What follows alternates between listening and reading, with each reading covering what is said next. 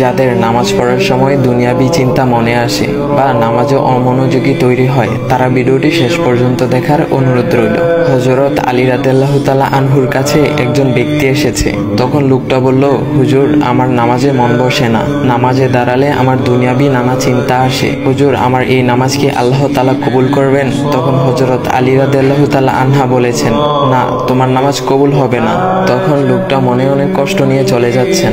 এমন সময় রাসূল সাল্লাল্লাহু আলাইহি ওয়াসাল্লাম এসে হযরত আলী রাদিয়াল্লাহু তাআলা আনহুকে জিজ্ঞাসা করলেন, ইয়া আলী, আপনার কাছে লোকটা কেন এসেছিল? এসে দেখি মন খারাপ করে চলে গেল। কেন, কি হয়েছে আমাকে বলুন। তখন আলী রাদিয়াল্লাহু তাআলা আনহু বলেন, তিনি আমার কাছে জানতে এসেছেন যে নামাজে দুনিয়াবি চিন্তা আসলে নামাজ হবে কিনা। আমি বলেছি, না, তোমার নামাজ কবুল হবে না। রাসূল সাল্লাল্লাহু আলাইহি ওয়াসাল্লাম তখন বলেন, ইয়া আলী, আপনাকে আমি একটা চাদর উপহার দিতে চাই, তবে একটা শর্ত আছে। আলী রাদিয়াল্লাহু তাআলা আনহু খুশি হয়ে বলেন, ইয়া রাসূলুল্লাহ, কি শর্ত তা বলুন, আমি আপনার সকল শর্ত মেনে নিব।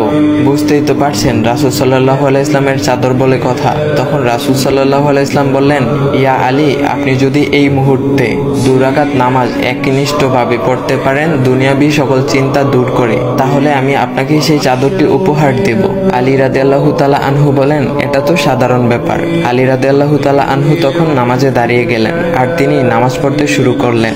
এমন সময় তার মনের মধ্যে শুধু ভাবনা চিন্তা আসতে শুরু করলো, আচ্ছা, আমাকে যে রাসূল সাল্লাল্লাহু আলাইহি ওয়াসাল্লাম যে চাদরটা দিবেন সেটা কি ফাতিমার চাদর নাকি রাসূল সাল্লাল্লাহু আলাইহি ওয়াসাল্লামের? আচ্ছা, চাদরখানা দেখতে কেমন হবে? এই বিভিন্ন বিষয় নিয়ে ভাবতে লাগলেন। তিনি ভুলেই গেছেন যে দুনিয়াবি চিন্তা নামাজে আনতে রাসূল সাল্লাল্লাহু আলাইহি ওয়াসাল্লাম নিষেধ করেছেন। এর মধ্যে আলী রাদিয়াল্লাহু তাআলা আনহুর নামাজ পড়া শেষ। আলী রাদিয়াল্লাহু তাআলা নামাজ শেষ করে রাসূল সাল্লাল্লাহু আলাইহি ওয়াসাল্লামকে বলতেছেন, ইয়া রাসূলুল্লাহ, আমি আপনার শর্ত মেনেছি, এখন আমাকে চাদরখানা উপহার দেন।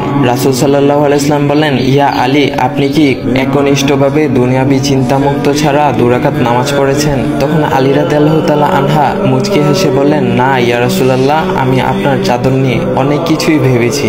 তখন রাসূল সাল্লাল্লাহু আলাইহি ওয়াসাল্লাম বলেন, ইয়া আলী, নামাজ তোমারও হয়েছে, আর তুমি যাকে নামাজ হবে না বলে ফতোয়া দিয়েছো তার নামাজও আল্লাহ তাআলা কবুল করে নিয়েছেন। শোনো আলী, দুনিয়াবি চিন্তা দ্বারা নামাজ বাতিল হয় না। নামাজ মহান আল্লাহ তাআলা কবুল করে নেন। সকল ফরজ নিয়ম কানুন মেনে নামাজ পড়লে নামাজ হবে ইনশাআল্লাহ। তবে আমাদের সকলের উচিত নামাজ আদায় করার সময় একমাত্র আল্লাহকে স্মরণ করে নামাজ আদায় করা। নামাজে দাঁড়ালে দুনিয়াবি চিন্তা মাথায় আসে, এটা শয়তানের একটা ফাঁদ। আল্লাহ তাআলা আমাদের সকলকে শয়তানের কুমন্ত্রণা থেকে হেফাজত রাখুক এবং সঠিকভাবে মনোযোগের সাথে নামাজ আদায় করার মতো তৌফিক দান করুক। সবাই বলি আমিন। চাইলে ভিডিওটা আপনি অন্যদের কাছে শেয়ার করতে পারেন, এতে অন্যদের ভুল ভ্রান্তিগুলো দূর হবে। তো গাইস, এমন ইসলামিক ভিডিও পাওয়ার জন্য ভাইয়ের আইডিটা ফলো করে দিয়ে যাও।